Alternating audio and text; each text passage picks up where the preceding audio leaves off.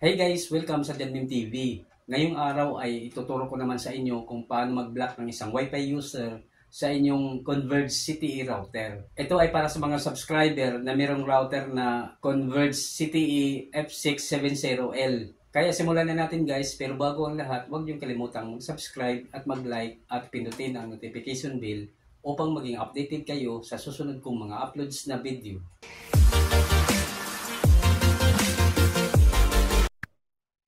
So ganito yan guys, bago tayo magsimula, siguraduhin nyo na nakakonect na kayo sa inyong Wi-Fi router. At kung connected na kayo, ang unang gagawin natin ay mag-open ng internet browser. Kahit anong internet browser ay pwede nyong gamitin. So itap lang natin itong Chrome. Then pag nag-open na siya, itype lang natin dito sa address bar yung IP address ng Converge CTE router. Itong https://192.168.1.1.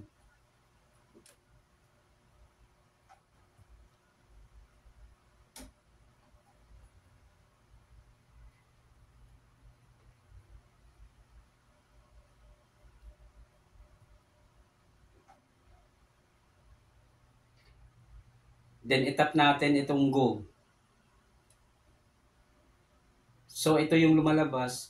Your connection is not private. Attackers might be trying to steal your information from 192.168.1.1. For example, passwords, messages, or credit cards. Pero okay lang yan guys at huwag kayong mag-alala dahil router lang ang bubuksan natin. Kaya itap lang natin itong advance na makikita natin dito sa baba. Then meron na namang warning dito. This server could not prove that it is 192.168.1.1. Its security certificate is not trusted by your device's operating system. This may be caused by a misconfiguration or an attacker intercepting your connection. Pero sabi ko nga kanina, router lang ang bubuksan natin. Kaya itap lang natin itong proceed to 192.168.1.1 unsafe. So ayan guys, ito na yung admin web interface ng router. At dito sa username, ang itype natin ay admin.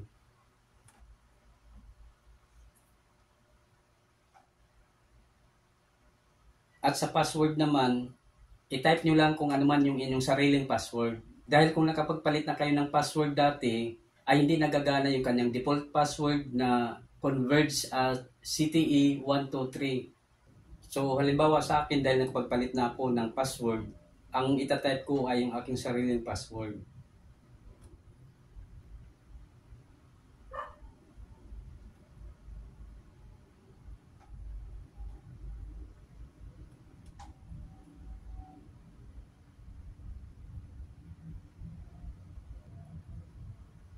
Then, itap natin itong login.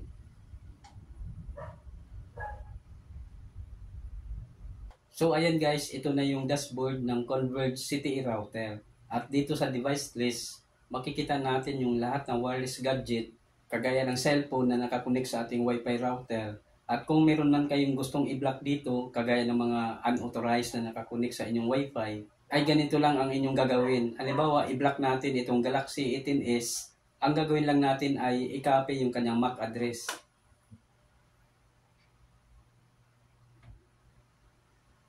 Then pagkatapos, punta tayo sa local network.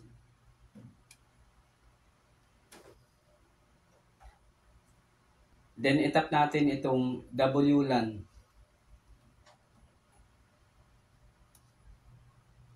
Then tap WLAN Advanced.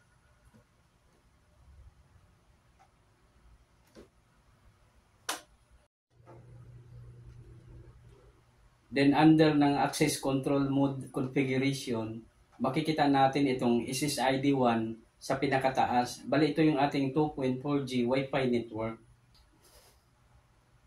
Iset lang natin siya sa blacklist. Ayan. Then pagkatapos, itap natin itong apply.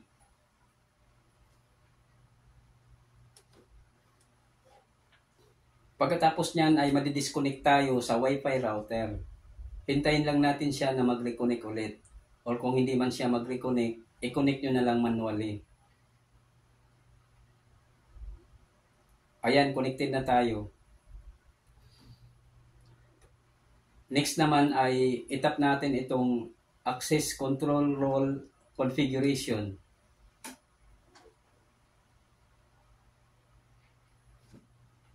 So ito yung para sa 2.4G Wi-Fi network.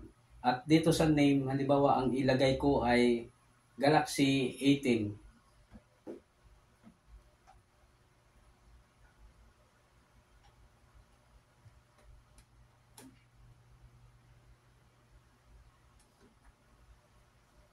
Tandaan nyo guys na hanggang 10 characters lang siya.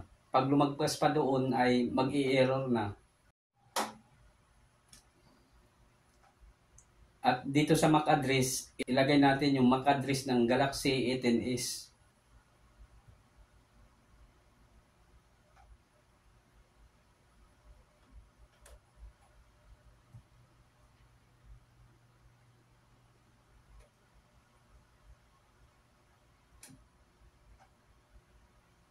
Then pagkatapos, itap natin itong apply.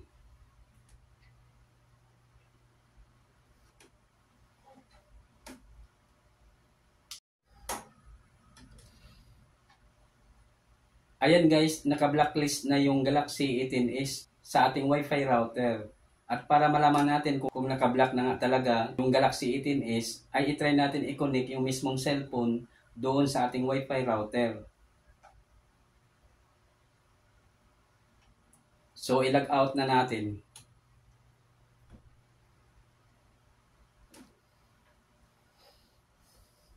So, dito guys, meron tayong dalawang Wi-Fi internet connection. Itong Janmim at Converge CTE. At itry natin mag-connect dito sa Converge CTE 2.4G na kung saan ay naka-block yung ating cellphone. I-tap lang natin yan. Then, i-type natin yung kanyang Wi-Fi password.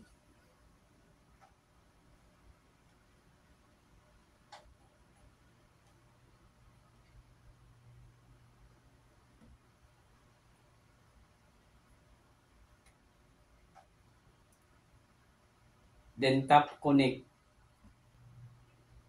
Ayan guys, ang nakasulat dito, could not connect to network. Ibig sabihin, naka-block yung ating cellphone dito sa Converge CTE router. I-tap lang natin okay.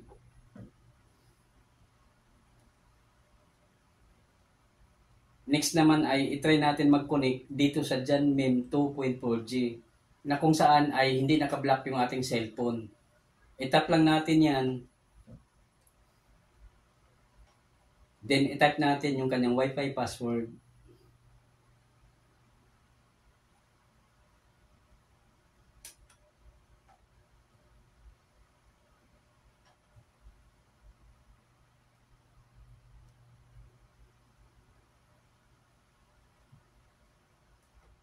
Then tap connect.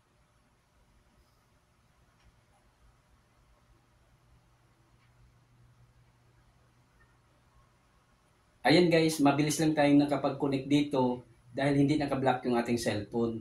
So ayan guys, ganyan lang kadali ang mag-block ng isang Wi-Fi user sa inyong Converge CTE router. Hanggang dito na lang muna at sana ay nakatulong sa inyo ang video na ito. Ako po si Rodolfo Mimpreve Jr. at huwag niyong kalimutang mag-subscribe at mag-like at pindutin ang notification bell upang maging updated kayo sa susunod kong mga uploads na video.